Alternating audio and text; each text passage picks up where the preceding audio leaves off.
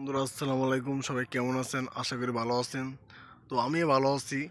তো আপনাদের মাঝে আবারও নতুন একটি ব্লগ নিয়ে চলে আসলাম। আমি আরিয়ান আহমেদ মিজান। তো এবার সম্পূর্ণ ব্লগটি দেখার আগে আমার চ্যানেলটি সাবস্ক্রাইব করে রাখবেন, লাইক কমেন্ট করে রাখবেন, যাতে পরবর্তী ভিডিওগুলো আপনাদের সামনে চলে আসে। তো আমার সামনে আপনাদেরকে আবার দেখাবো যে একটি শিমুল গাছ। তো কত সুন্দর ওয়েদারে বা দুইটা শিমুল গাছ। তো এই গাছের একটি বিবরণ দেবো আজকে আপনাদের মাঝে। তো গাছটি জন্ম বা গাছটির টিকে থাকা বা গাছটির পিছনে রহস্যময় সব কিছু বলবো। তো ব্লগটি দেখার আগে চ্যানেলটি সাবস্ক্রাইব করে রাখবেন, লাইক করে রাখবেন। তো ব্লগটি দেখেন যে এই পাশে বিশাল বড় নদী। তো চারপাশে নদী নালা, এই পাশে ব্রিজ, তারপর এই মাঝখানে দ্বীপের মাঝখানে দুটো শিমুল গাছ। তো বন্যার সময় প্রায় অর্ধেক ডুবে থাকে। তো শিমুল গাছ ধরতে দেখতে কত সুন্দর লাগে। তো এই জায়গার পরিবেশটা বা এরকম একটা পরিবেশে দুইটা শিমুল গাছ থাকে মানে বিশাল কিছু। তো শিমুল গাছগুলো মূলত যে কীভাবে তারা মানে ছোটো থেকে বাট অলৌকিকভাবে তো এই গাছগুলো বড় হওয়া, বাট এই গাছগুলো এই গাছগুলোর পিছনে অনেকগুলো রহস্য আছে। তো ব্যবসা করে খাচ্ছি, বাট গাছগুলো অনেক বয়স, বাট আমার থেকে বয়স বেশি হবে। তো এই গাছ দুটা যে এত সুন্দর করে দাঁড়িয়ে আছে বা এত সুন্দর ছায়া দিতেছে মানুষের, যে দেখছেন যে এখানে বয়ে থাকা যে একটা ওয়েদার বা এই পাশে নদী। তো এই জায়গাতে বয়ে থাকতে সবই দেখতে ভালোই লাগে। আবার মাথার উপর দুইটা শিমুল গাছ। তো শিমুল গাছগুলো দেখতে এত সুন্দর লাগতেছে যেটা বলার মতো না। প্রকৃতিক বলতে এমনি সুন্দর, প্রকৃতিক গাছপালা যখন ছায়া দেয় বা এরকম একটা নির্জন দ্বীপের মাঝে গাছগুলো দাঁড়িয়ে থাকে তখন দেখতে এত ভালো লাগে।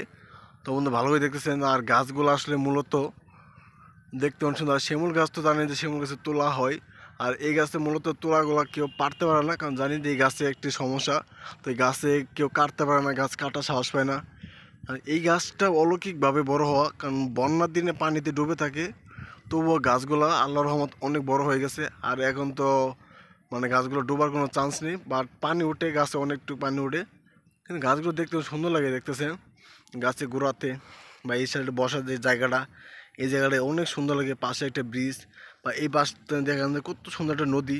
তো এই জায়গাটা বসে থাকতে বা গাছের যে ছায়া, তো সব মিলে অনেক ভালো লাগে। তো মানুষ এখানে আসে, বসলে অনেক শান্তি পায়। তো বন্ধুরা চাইলে আপনারা এরকম একটা জায়গা বা এরকম একটা শিমুল গাছের নিচে আপনারা চাইলে এসে বসতে পারেন। তো আপনাদের অনেক ভালো লাগবে, কারণ একটা নির্জন পরিবেশ। তো একা থাকতে মানুষ সবাই ভালোবাসে। আর গাছ দুটো মূলত রহস্যময় গাছ, তো ভালো হয়ে জানি। আর এই গাছগুলো দেখতে অনেক সুন্দর লাগে, পাতাগুলো এই সবুজ সবুজ হয়েছে। আর গাছের কাঁটাগুলো অনেক বড় বড় কাঁটা। বা শিমুল গাছে তো তোলা হয় বছরে একটা বার। আর যখন গাছে ফুল ধরে শিমুল ফুলগুলা, তখন যে এত সুন্দর লাগে এই জায়গাটা, পুরো একবার লালে লাল হয়ে যা।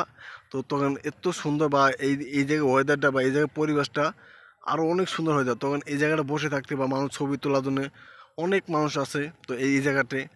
আর এই জায়গাতে শিমুল গাছে ফুল ধরলে তো এমনি সুন্দর লাগে।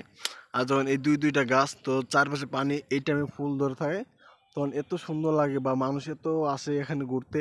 তো চাইলে আপনারা আসতে পারেন। আর তো জায়গাটা হচ্ছে তো চশিশোয়া মুটের বা জায়গা বাগমারাতে। তো বন্ধুরা সবাই যদি এরকম সুন্দর সুন্দর ভিডিও বা ব্লগগুলো দেখতে চান বা পেতে চান, তো আমার চ্যানেলটি সাবস্ক্রাইব করে রাখবেন, পাশে থাকবেন, যাতে আপনাদের মধ্যে আরও সুন্দর সুন্দর ব্লগগুলো নিয়ে আসতে পারি। তো এরকম একটা গাছের বিবরণ বা এরকম একটা গাছ সুন্দর ভিডিও তো আপনারা সব জায়গায় পাবেন না, আর সব জায়গাতে সব কিছু হয় না। তো দেখেন যে গাছের নিচে পরিবেশটা, তো এখানে বসে থাকার মতো এত সুন্দর একটা জায়গা বা একটা ওয়েদার। তো চাইলে আপনি গাছে লগে হেলান দিতে পারবেন বা কিছু লয়ে এসে বসতে পারবেন, বা এই পাশে বসে যে সুন্দর নদী একটা ফিল বা নদী একটা ভিউ এইটাও নিতে পারবেন।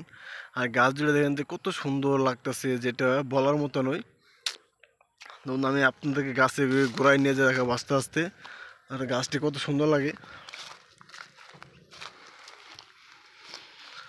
তোমরা দেখতেছেন যে গাছগুলো যে আমার মাথার উপরে গাছ। তো এই গাছগুলো আসলে মতো যে দেখেন কত মোটা হয়ে গেছে গাছগুলো। তো এই সাইডে দেখেন, এই সাইডে বন্যার পানি, তো পানিতে পুরো নদী ডুবে আছে।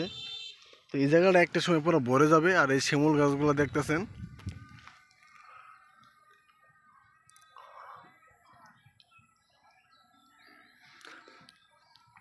শিমুল গাছগুলো শিকড়গুলো পুরো সরে সরে আছে চারিদিকে। চাইলে ওই যে ওই পাশে শিকড়ও বসতে পারেন, বা এই পাশে আছে, এই পাশে আছে।